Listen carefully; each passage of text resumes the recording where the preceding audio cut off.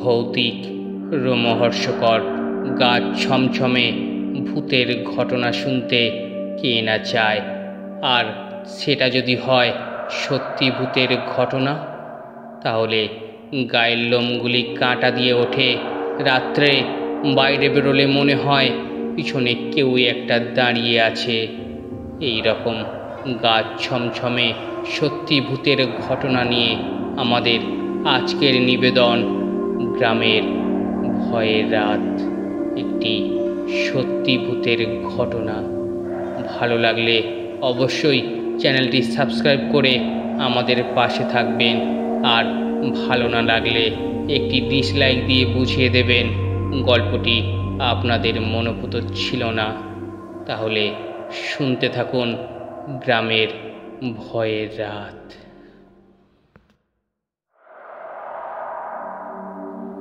ঠিক 11টায় ঘড়ির কাঁটা মিলিয়ে ও এসে হাজির হলো। খেলার মাঠে সন্তুর সঙ্গে কথা হয়েছিল রাত্রে আম কুড়াতে যাব। সন্তু আমার বাড়ির পাশেই থাকতো।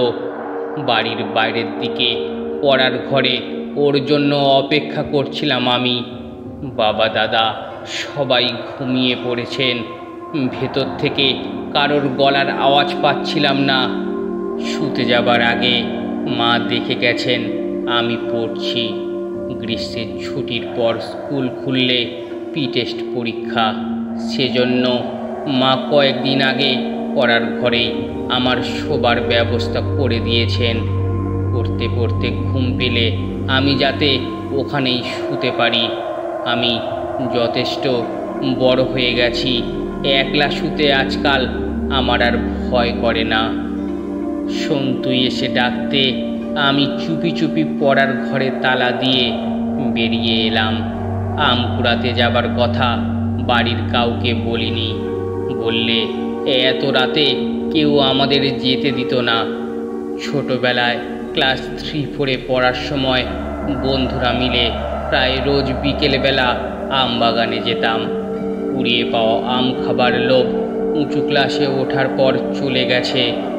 সেদিন খেলার মাঠে অনেক দিন পর পুরানো ইচ্ছেটা কেন জানি হঠাৎ আমার আর সন্তুর মধ্যে মাথা চাড়া দিয়ে উঠল। সে সময় আমরা মালদা জেলার মানিকচকে থাকতাম। মানিকচককে ঠিক শহর বলা যায় না, গঞ্জের মতো ছিল জায়গাটা। এমনিতেই মালদার আমের যথেষ্ট নাম ডাক আছে। মানিকচকের আম বাগান আবার জেলা বিখ্যাত। তবে আমাদের নিজস্ব কোনো আম বাগান ছিল না। ঠাকুরদা মারা যাবার আগে ভিটে বাড়িটা ছাড়া আর সব জমিজমা বিক্রি করে ফেলেছিলেন পিসিদের বিয়ে দিতে। ধান চালের ব্যবসা করে বাবা সংসার চালাতেন। আমরা বাজার থেকে আম কিনে খেতাম। এছাড়া চুরি করে কুড়িয়ে খাওয়াটাওয়া তো ছিলই। বিকালে অল্প স্বল্প ঝড় বৃষ্টি হওয়ায় আকাশ পরিষ্কার ছিল। সন্তু আর আমি বাইরে বেরিয়ে দেখি চারিপাশে জ্যোৎস্নার ঢল নেমেছে। আমাদের বাড়ি থেকে আম বাগানগুলি বেশ খানিকটা দূরে, লোকালয়ে ছাড়িয়ে যেতে হবে। সেজন্য দুই বন্ধু মিলে তাড়াতাড়ি পা চালালাম। বাড়ির লোকেরা টের পাবার আগেই ফিরে আসতে হবে। নিস্তব্ধ রাত, পাতলা বাতাসে ভিজে মাটির সোঁদা গন্ধ। দিনের গরম ভাব এখন নেই। পরিষ্কার জ্যোৎস্নার আলোয় মেঠো রাস্তা ধরে হেঁটে যেতে আমার ভালোই লাগছিল। পাশাপাশি হাঁটতে হাঁটতে সন্তু জিজ্ঞেস করল, কী রে বাবলা, ব্যাগ এনেছিস তো? এনেছি, পকেটে আছে, নিচু গলায় সন্তুকে বললাম আমি। মিনিট 10 হাঁটার পর পালেদের আম বাগানে আমরা প্রথম ঢুকলাম। বাগানটা খুব বড় না হলেও পুরানো। আমও ধরেছে অনেক। গাছের ওপর ছড়িয়ে পড়া জ্যোৎস্নায় আমগুলো ধূসর দেখাচ্ছিল। বেশ বড় বড় ফজলি আম ঝুলে আছে থোকায় থোকায়, কিন্তু গাছতলায় একটা আমও পেলাম না দুজনে। আশ্চর্য ব্যাপার, বিকালে ঝড় হলো, অচত একটা আমও বাগানে পড়ে নেই। এর মধ্যে কারা যেন সব কুড়িয়ে নিয়েছে। এদিককার আম বাগানে পাহারাদার বা মালি রাখার কোনো ব্যবস্থা নেই। ঢিল ছুঁড়ে বা চুরি করে আম কেউ খায় না। লোকে গাছতলায় কুড়িয়ে যা পায় তাই যথেষ্ট। কুড়িয়ে পাওয়া আম নিলে বাগানের মালিকও কিছু বলে না। প্রথম বাগানে আম না পাওয়ায় আমাদের মন খারাপ হয়ে গেল। এরপর দুই বন্ধু ঢুকলাম পাশের বাগানে। বাগানটা এক মারোয়ারির, আমরা নাম জানতাম না। ওই বাগানের গাছগুলো বেশ ঝাঁকড়া আর ঘন করে লাগানো, ফলে আমের বাগানের মতো গাছের পাতার ফাঁক দিয়ে জ্যোৎস্নার আলো বাগানে বিশেষ ঢুকছিল না। তাহলেও যা ঢুকছিল তাতে গাছতলার মাটি দেখতে পাচ্ছিলাম, কিন্তু আমি আর সন্তু পরস্পরের মুখ দেখতে পাচ্ছিলাম না ভালো করে। এই বাগানেও যখন একটা আমও কুড়িয়ে পেলাম না, খুব হতাশ হয়ে পড়লাম আমি। ঝরে পড়া আম সব কারা কুড়িয়ে নিল? সেই ছোট্টবেলা থেকে আম কুড়াচ্ছি, এরকম অভিজ্ঞতা হয়নি কখনো। হঠাৎ খেয়াল করলাম আম খুঁজতে খুঁজতে আমি আর সন্তু আলাদা হয়ে গেছি। আধো অন্ধকারে সন্তুকে ধারে কাছে দেখা যাচ্ছে না। আমার সঙ্গে টর্চ নেই, বাড়ি থেকে আনতে ভুলে গেছি। সন্তুকে খুঁজে পাওয়ার জন্য আমি বাগানের মধ্যে অস্থিরভাবে ঘুরতে শুরু করলাম। নিস্তব্ধ রাত্রি, মাঝে মধ্যে টুপটাপ শব্দ ছাড়া আর কোনো শব্দ শুনতে পাচ্ছি না। এগুলো পাতা ঝরার শব্দ। গাছ থেকে আম পড়লে ওরকম শব্দ হয় না, কারুর পায়ের শব্দ ওরকম হয় না। তাহলে সন্তু গেল কোথায়? আম কুড়ানোর কথা আমার মাথায় উঠল। এক অজানা ভয়ে শিউরে উঠল আমার হাত পা। একা একা সেই অন্ধকার বাগানের মধ্যে দাঁড়িয়ে আমি ডাকতে লাগলাম, সন্তু, এই সন্তু, তুই কোথায়? কেউ সাড়া দিল না। তার বদলে একটা রাত জাগা পাখি মানুষের গলার আওয়াজ পেয়ে বিকট স্বরে ডেকে উঠল। আচমকা পাখির বিকট ডাক শুনে ভয়ে আমি চোখ বন্ধ করে ফেললাম। গায়ের লোম সব খাড়া হয়ে গেছে। আমি এখন কি করব? এমন সময় পাশ থেকে কে যেন খুব আস্তে আমার নাম ধরে ডাকলো। গলার স্বর শুনেই বুঝলাম সন্তু। অচত বুঝতে পারলাম না কখনো পাশে এসে দাঁড়ালো। চোখ খুলে ওর দিকে ঘুরে বললাম, কী রে ভাই, তুই কোথায় চলে গিয়েছিলি? আমি তো তোর পাশেই ছিলাম, উত্তর দিল সন্তু। তাহলে আমি তোকে দেখতে পাচ্ছিলাম না কেন? অন্ধকারে ওরকম হয়। সন্তু আমার পাশে এসে দাঁড়ালেও ওর মুখটা ভালো করে দেখতে পাচ্ছিলাম না। তবে ওকে কাছে পাওয়ার পর আমার ভয়টা কমতে শুরু করলো। আমি বললাম, সন্তু, একটা আমও পাচ্ছি না আজ, কপাল খারাপ, চল বাড়ি ফিরে যাই। আমার কথায় গুরুত্ব দিল না সন্তু। বলল, ফিরে যাব কি? তার চেয়ে বাবলা, চল আমরা গড়পাড়ের আম বাগানে যাই। এদিককার বাগানের আম ধারে কাছের লোকজন কুড়িয়ে নিয়ে গেছে। অত দূরে কেউ আম কুড়াতে যায় না, ওখানে গেলে নিশ্চয়ই পাওয়া যাবে। সন্তুর কথা শুনে আমি একটু অবাক হলাম। ওর বুদ্ধি শুদ্ধি কি সব লোপ পেয়ে গেছে?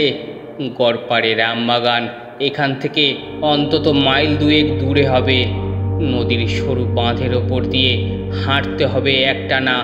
দিনের বেলা হলে না হয় একটা কথা ছিল, এই নিশুতি রাতে ওখানে কেউ যায় বলে আমি শুনিনি।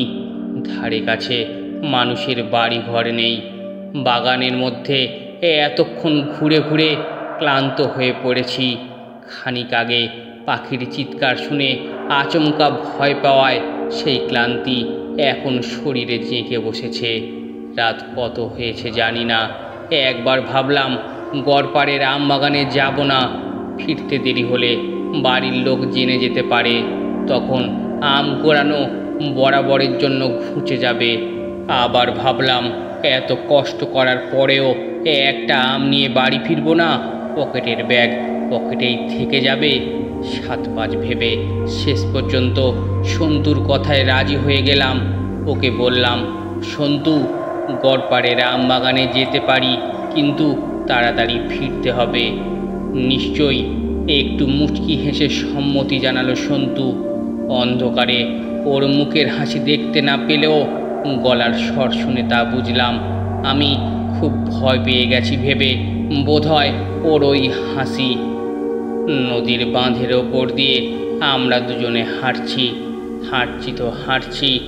বাঁধটা সরু থাকায় দুজনের পাশাপাশি হাঁটা সম্ভব হচ্ছিল না। সেজন্য সন্তু আগে যাচ্ছিল, আমি পেছনে। তারা থাকায় সন্তু এবারে এত জোরে হাঁটতে শুরু করেছে যে আমি কিছুতেই ওর সঙ্গে তাল রাখতে পারছিলাম না। পেছন থেকে মনে হচ্ছিল ও যেন উড়ে যাচ্ছে। নদীর চড়া, জলের মৃদু স্রোত, চারিপাশে গাছপালা, পাটক্ষেত, দূরে আমবাগান, সামনে সন্তু। জ্যোৎস্নার আলোয় চারিপাশের সব কিছু আবছা দেখালেও বোঝা যাচ্ছিল। আমার মনে হলো নদীর ধারের জ্যোৎস্না লোকালয় থেকে আরও বেশি উজ্জ্বল হয়। হাঁটতে হাঁটতে আমরা বাঁধের পাশে মাঝিদের কুঁড়ে ঘর পার হয়ে গেলাম। সন্তু আগে থাকায় আমাদের কথাবার্তা প্রায় বন্ধ হয়ে গিয়েছিল। দুজনেই চেষ্টা করছিলাম আমবাগানে কত তাড়াতাড়ি পৌঁছানো যায়। তাড়াতাড়ি করায় হাঁটতে আমার বেশ কষ্ট হচ্ছিল। মাঝে মাঝেই সরু বাঁধের ওপর পা ঠিক মতো পড়ছিল না, হড়কে যাচ্ছিল। 2-1 বার হোঁচট খেতে খেতে বেঁচে গেছি। বাঁধের ওপর আবার গরমের দিনে সাপের ভয় খুব। না দেখে শুনে একবার পা ফেললে আর নিস্তার নেই। অচেত সন্তুর হাঁটা দেখে মনে হচ্ছিল ও এসবের কোনো পরোয়া করছে না। কতক্ষণ এভাবে একটানা হেঁটেছি মনে পড়ছে না। হঠাৎ কে যেন পেছন থেকে ছুটে এসে আমার জাপটে ধরল। আমি ছটপট করে নিজেকে ছাড়াতে আপ্রাণ চেষ্টা করতে লাগলাম, পারলাম না। আমার ছটপটানি থামাতে সে পেছন থেকেই আমাকে প্রচণ্ড জোরে একটা চড় মারল। চড় খেয়ে আমি নিস্তেজ হয়ে পড়লাম। কোনো মতে নিজেকে সামলে নিয়ে ঘাড় ঘুরিয়ে দেখি উদাস মিয়া আমাকে ধরে রেখেছে। উদাস মিয়া নৌকা চালায়, আমাদের খুব পরিচিত একটা মাঝি। চোকাচুকি হওয়ায় ও আমাকে জিজ্ঞেস করলো, কেউ কোথাও নেই এই নিশুতি রাতে? একা একা তুমি কোথায় যাচ্ছিলে? মরার স্বাদ হয়েছে তোমার? মরতে কেন যাব? আমি আর সন্তু গড়ের বাগানে আম কুড়াতে যাচ্ছিলাম। ধরা গলায় উদাস মিয়ার জেরার উত্তর দিলাম আমি। কোথায় সন্তু? আমি তো কাউকেই দেখছি না তোমার সঙ্গে। সামনের দিকে হাত দেখিয়ে আমি বললাম, ওই তো আগে হেঁটে যাচ্ছে। আমার আর উদাসের কথাবার্তা শুনে সন্তু দাঁড়িয়ে পড়েছিল। হাত তুলে ওকে দেখাতেই ও পেছন ফিরে তাকালো। এদিকে চড় খেয়ে উদাসের হাতের বাঁধনের মধ্যেই আমি তখন থরথর করে কাঁপছি। সন্তু পেছন ফিরে তাকাতেই ওর মুখের চেহারা দেখে আমার বুকে রক্ত আরও হিম হয়ে গেল। ও কী রকম মুখের চেহারা সন্তুর অত সুন্দর মুখটাকে এক নিমেষে কে এরকম হিংস্র করে দিল। গলার স্বরটাও বদলে ভয়ঙ্কর হয়ে উঠল যেন। ওরকম গলার স্বর কোনো মানুষের হতে পারে না। এ সন্তুকে আমি চিনি না, এ সন্তুকে আমি দেখিনি কোনো দিন। কিন্তু ও আমাকে চেনে। জিজ্ঞেস করলো, কী রে বাবলা, আম কুড়াতে আর যাবি না? উত্তর দেবার মতো অবস্থায় আমি তখন নেই। উদাস মিয়ার চর খাওয়ার পরেও শরীরে যা জোর ছিল, সন্তুর বীভৎস মুখ আর ভয়ঙ্কর গলার স্বর শুনে তাও হারিয়ে গেছে। বুক গলা শুকিয়ে কাঠ। আমি কিছু বলছি না দেখে ও আবার বলল, যা, এ যাত্রায় খুব বেঁচে গেলি। কথা শেষ হতে না হতেই আমার চোখের সামনে সন্তুর চেহারাটা যেন ভোজবাজির মতো মিলিয়ে গেল। আমি অজ্ঞান হয়ে গেলাম। জ্ঞান ফিরতে দেখি মায়ের বিছানায় শুয়ে আছি। আমাকে ঘিরে দাঁড়িয়ে আছে মা, বাবা, দাদা, উদাস মিয়া আর সবার সামনে সন্তুকে সবার সঙ্গে দেখতে পেয়ে আমি কীরকম বোকা হয়ে গেলাম। ওর বীভৎস মুখের চেহারা আর ভয়ঙ্কর গলার আওয়াজ আবার আমার মনে পড়ে গেল। বিছানার উপর ধর্মর করে উঠে বসে ভয়ার্ত গলায় বললাম, সন্তু তুই এখানে? সন্তু কিছু বলল না। আমার কথা শুনে বাবা এক পা সামনে এগিয়ে এসে বললেন, সন্তু বাড়িতে ঘুমিয়েছিল। তারপর শান্ত গলায় আমাকে জিজ্ঞেস করলেন, তুই কার সাথে আম কুড়াতে যাচ্ছিলি বাবলা? কার সঙ্গে আবার? সন্তুর সঙ্গে, মনে মনে উত্তর দিলাম আমি। কিন্তু বাবা বলছেন সন্তু বাড়িতে ঘুমিয়েছিল। তাছাড়া উদাস মিয়াও আমার সঙ্গে সন্তুকে দেখতে পায়নি। তাহলে কে আমার সঙ্গে আম কুড়াতে গিয়েছিল? উদাস আমাকে ধরে না ফেললে সে আমাকে কোথায় নিয়ে যেত? কোন বাগানে আজ আম কুড়াতাম আমি? অনেক চিন্তা করেও সেই মুহূর্তে আমি নিজের থেকে এর উত্তর খুঁজে পেলাম না। গল্পটি কেমন লাগলো অবশ্যই কমেন্ট করে জানান, আর ভালো লাগলে চ্যানেলটি সাবস্ক্রাইব করে নিন। ধন্যবাদ।